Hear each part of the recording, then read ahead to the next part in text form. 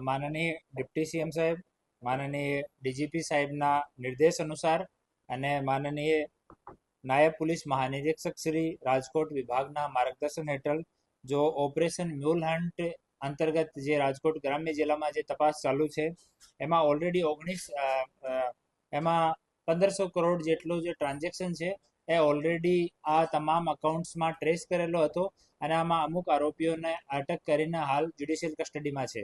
આ તપાસ દરમિયાન 3 આરોપીઓને આજ અટક કરવામાં આવ્યા છે. એમાં પહેલા આરોપી મૌલિક રામજીભાઈ કમાણી છે. આ યસ બેંકમાં પર્સનલ બેન્કર તરીકે કામ કરે છે છેલ્લા 2-3 વર્ષથી. અને મૌલિકભાઈએ પોતાના મેનેજર સાથે મળીને અને બીજા માણસના નામથી પેઢીના અકાઉન્ટ તૈયાર કરવાના, આમાં જે માણસના નામનું અકાઉન્ટ ખોલાઈ રહ્યું છે એની જગ્યા બીજા માણસની સહી કરવાની, પછી આ અકાઉન્ટને ઓપન કરવાના, એપીએમસીથી દસ્તાવેજ લેવાના, આ અકાઉન્ટમાં કાંઈ પણ નાની મોટી સમસ્યા આવે તો એને દૂર કરવા માટે પોતાના મેનેજર સાથે મળીને પ્રયાસ કરવાનો.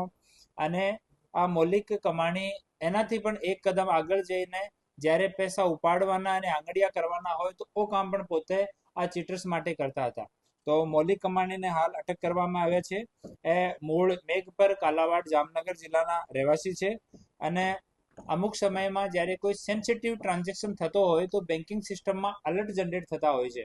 તો એ લોકો આ અલર્ટ જનરેટ કઈ રીતે ફાઇલ થાય અને અકાઉન્ટ પરત ઓપન થઈ જાય અને ટ્રાન્ઝેક્શન ફરીથી એના ઓપન થઈ જાય એના માટે અલગ અલગ ઇન્વોઇસીસનો, એપીએમસીના કાગળોનો, બિલ્સનો યુઝ કરતા હતા. બીજા જો અટક કર્યા છે એ કલ્પેશ વિઠ્ઠલભાઈ ડાંગરિયા છે. એ હાલ એક્સિસ બેંકમાં બ્રાન્ચ મેનેજર છે, પીપર બ્રાન્ચ જામનગરમાં. અહીંયાથી પહેલા એ યસ બેંકની જસાપુર જામકંડોરણા શાખામાં, એના પછી મોવિયા પડદરીમાં, આ બંને જગ્યા યસ બેંકમાં બ્રાન્ચ મેનેજર હતા.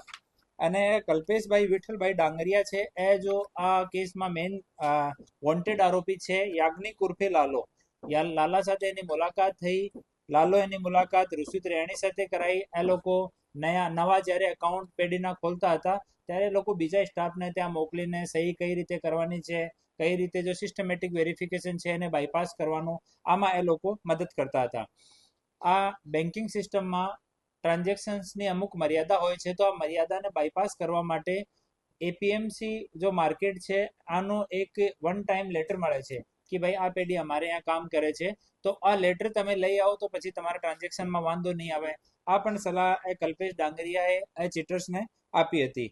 એના સિવાય જો કોર બેન્કિંગ સુવિધા છે કે ભાઈ આ યસ બેંકમાં દરેક બ્રાન્ચ હોમ બ્રાન્ચ જેમ ગણાય છે, તો જે બ્રાન્ચમાં પૈસા અવેલેબલ હોય કેસના, આ બ્રાન્ચ માટે એ લોકો પણ આને રેફર કરતા હતા કે આજ અમારી બ્રાન્ચમાં પૈસા નથી તો તમે ચેક લઈને આ જગ્યા, જેમ કે રેસ કોર્સની બ્રાન્ચ છે, આ જગ્યા તમે ચેક લઈને માણસને મોકલો. ત્રીજા માણસ જો આજ અટક કર્યા છે એ અનુરાગભાઈ ચંદુભાઈ બાલદા છે. એ હાલ એચડીએફસી બેંકમાં કામ કરે છે, પણ એનાથી પહેલા એ યસ બેંકમાં પર્સનલ બેન્કર તરીકે કામ કરતા હતા અને જસાપુર જામકંડોરણા બ્રાન્ચમાં કામ કરતા હતા.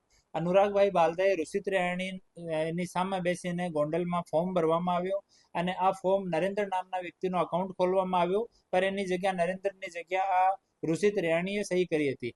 અકાઉન્ટ ઓપનિંગ ફોર્મમાં પણ, ચેકબુકમાં પણ અને બીજા જેટલા પણ વેરિફિકેશનના કાગળો છે આ તમામમાં ઋષિત રેણી એની સામે સહી કરી હતી. આ જાણવા છતાં અનુરાગ બાલદાએ નીચે ફોર્મમાં કે ભાઈ હું સર્ટિફાઈ કર્યો છે કે આ માણસ જેના નામ લખેલું છે આ ઉપર સાઇન કરી છે, તમામ વસ્તુ લખીને વેરિફિકેશન કરીને બ્રાન્ચમાં આપ્યો અને બ્રાન્ચમાં એના જે મેનેજર છે એને વેરીફાઈ કરીને આ અકાઉન્ટ ઓપન કર્યો.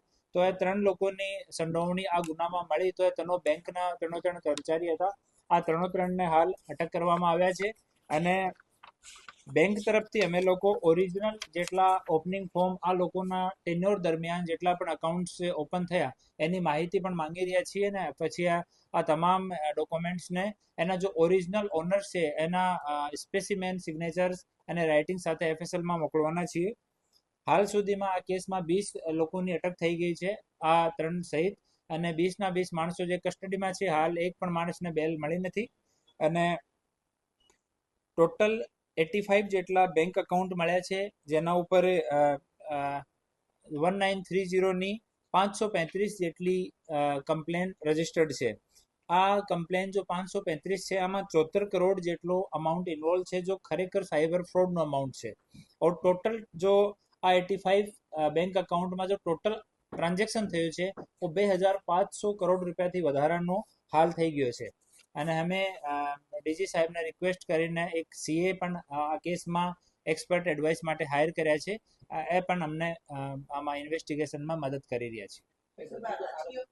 સાહેબ આમાં કોઈ રાજકીય પક્ષોના ભાઈ સગા સંબંધીઓ કોઈ લાગે છે? કારણ કે આજે પ્રખ્યાત નામો અને અટકો આવી રહી છે, બે વિસ્તારમાંથી ચૂંટણીઓ લડી રહ્યા છે, એમના કોઈ સગા સંબંધીઓના નામ છે? નહીં, હાલ અમારી સામે એવો કોઈ રાજકીય પક્ષ સાથે સંકળાયેલો હોય એવો કોઈ પણ એક પણ આ આરોપીઓમાંથી હાલ સુધી આવ્યો નથી. ઓર વ્યવસ્થિત એની તપાસ ચાલુ છે. હા, આમાં જ્યારે અમે લોકો બેંકથી ઓરિજિનલ જેટલા પણ ફોર્મ્સ છે એ અમને મળશે, એફએસએલમાં મોકલીએ. આ અકાઉન્ટ હોલ્ડર્સ લોકોની વેરિફિકેશન સાથે ચાલુ છે. અમે લોકો હાલ 4-5 લોકોનો 183નો સ્ટેટમેન્ટ પણ જો અકાઉન્ટ હોલ્ડર્સ છે, જો વચ્ચેના લોકો છે, એનો કોર્ટમાં 164 જો જૂનો નિવેદન હતો ઓપન કરાયું છે. એમાં પણ પુષ્ટિ થઈ છે કે બેંકવાળા લોકો આ આરોપીઓ સાયબર ફ્રોડ કરવાવાળા લોકો સાથે મળીને અને આ સારો ગુનાહ આચર્યો હતો. તો એક વખત વેરિફિકેશન થયા પછી થઈ શકે કે સંખ્યા ઓર વધે.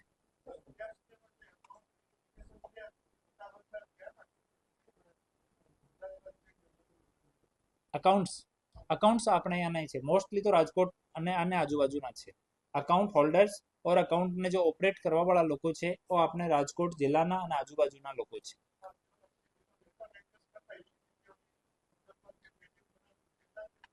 હા, એપીએમસી માર્કેટ જેમ કે અમુક પેઢીઓ માટે, અમુક અકાઉન્ટ્સ માટે ગોંડલ એપીએમસી નો લેટર યુઝ કરેલો છે, અમુક માટે આપણી રાજકોટની જો એપીએમસી છે એનો પણ લેટર યુઝ કરેલો છે.